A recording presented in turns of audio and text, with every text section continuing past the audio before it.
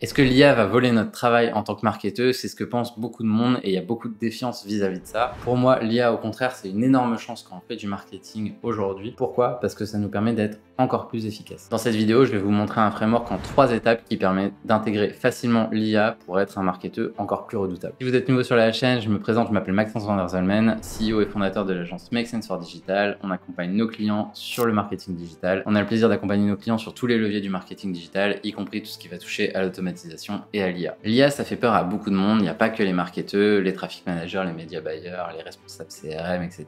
Il y a aussi tout ce qui va toucher au monde du graphisme, au monde de la vidéo, au monde des développeurs. Donc l'IA, c'est vrai que ça peut prendre des proportions assez énormes, ça peut faire peur à beaucoup de monde. Pourtant, c'est une vraie opportunité d'aller beaucoup plus loin dans son travail, d'être beaucoup plus flexible, d'être beaucoup plus productif. Et donc pour ça, je vous propose un framework en 3 étapes pour savoir comment intégrer au mieux l'IA dans votre travail et être encore plus efficace. Donc ce framework, il est dédié pour vous éviter toute dépression liée au remplacement de votre travail. Donc l'idée, c'est pas de vous mettre en dépression, mais plutôt de vous présenter le framework DEP, DEP, et ça commence par l'étape du diagnostic. L'idée, c'est de diagnostiquer ce que vous faites aujourd'hui, où va votre temps, où va votre énergie et où va votre charge mentale. Donc l'idée, je sais que c'est pas très sexy pour beaucoup, mais c'est déjà de diagnostiquer ce que vous faites au quotidien de manière vraiment structurée. Donc vous prenez une semaine dans votre agenda et vous allez noter quart d'heure par quart d'heure ce que vous avez fait dans la journée. Vous le faites pas forcément au fil de l'eau, vous pouvez aussi le faire à la fin de la journée. C'est plus efficace si vous avez du mal à vous tenir à dire ok, bah ça fait un quart d'heure, je note ce que je suis en train de faire. Il y a un exemple de checklist en description de la vidéo que vous avez juste à remplir. C'est juste un Google Sheet qui permet d'y revenir et de passer à l'étape d'après. L'idée, c'est vraiment d'avoir une semaine type ou un mois type si vous arrivez à faire ça, parce que parfois il y a des reportings par exemple que vous allez faire seulement mensuellement. L'idée de cette étape-là, ça va être d'isoler des micro-tâches et vous allez pouvoir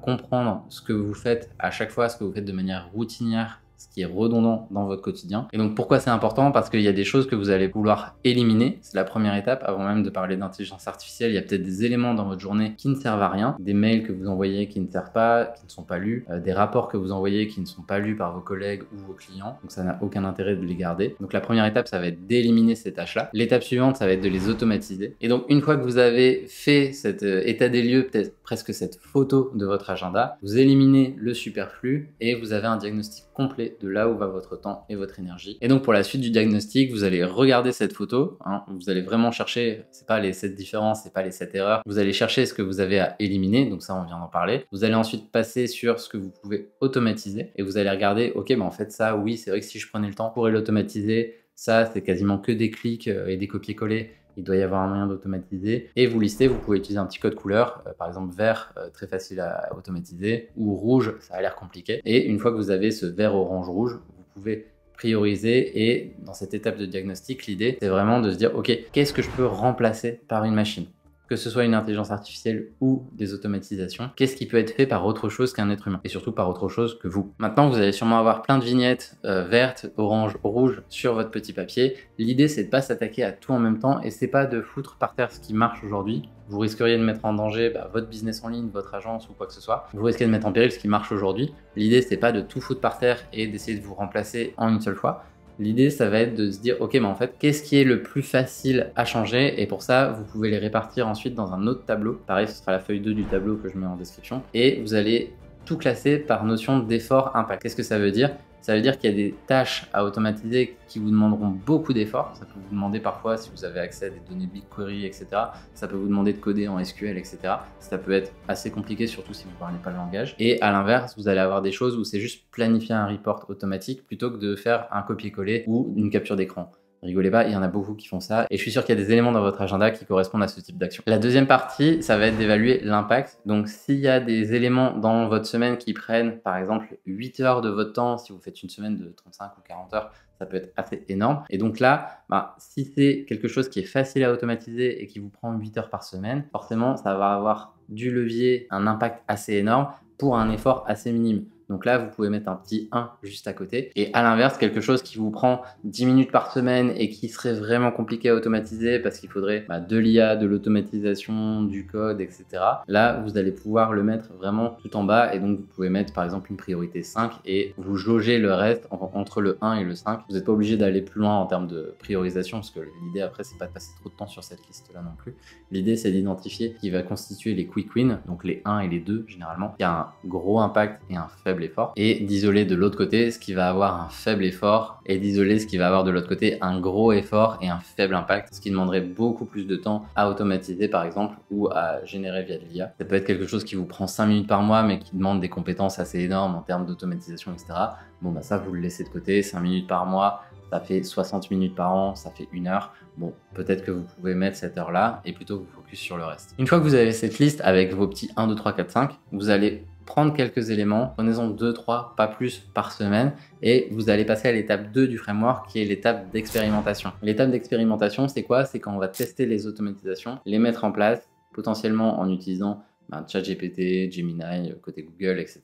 pour aller plus vite et tester, voir si la qualité du rendu est suffisante ou non par rapport à ce que vous avez. Et une fois que c'est bon, vous allez pouvoir continuer avec cette expérimentation, l'envoyer potentiellement à vos collègues, à vos clients, vérifier s'ils ne remarquent pas qu'il y a une baisse de qualité. L'idée, c'est pas juste d'être juge et parti, donc que ce soit pas vous tout seul qui décidez si c'est bien ou pas, mais qu'il y ait aussi les autres personnes potentiellement concernées par vos automatisations qui vont avoir un avis là-dessus. Et donc cette expérimentation, vous pouvez la mener pendant 1, 2, à partir de 2 semaines sans trop de problèmes, surtout si on est sur une action hebdo, on commence quand même à créer un peu d'historique. Donc une fois que c'est fait, l'étape d'expérimentation, on peut considérer que c'est bon. C'est une étape qui est assez courte parce que finalement c'est surtout du monitoring des automatisations que vous allez mettre en place et des tests que vous allez faire. Et c'est juste que vous allez à répéter plein de fois parce que vous allez répéter une étape d'expérimentation pour chaque ligne que vous avez dans votre petit tableau. Parce que forcément, une automatisation, c'est une ligne. Et donc, si vous avez 50 lignes, vous avez 50 expérimentations à faire pour essayer d'automatiser tout ça. Donc, c'est une étape qui va se répéter, mais qui sera jamais la même à l'intérieur. L'étape d'après, ça va être de mettre des process en place, donc de processer ce que vous avez mis en place. Pourquoi? Parce qu'en fait, aujourd'hui, vous êtes potentiellement la seule personne à savoir le faire. Si vous êtes dans une équipe marketing, vous avez d'autres collègues qui peuvent avoir besoin de prendre le relais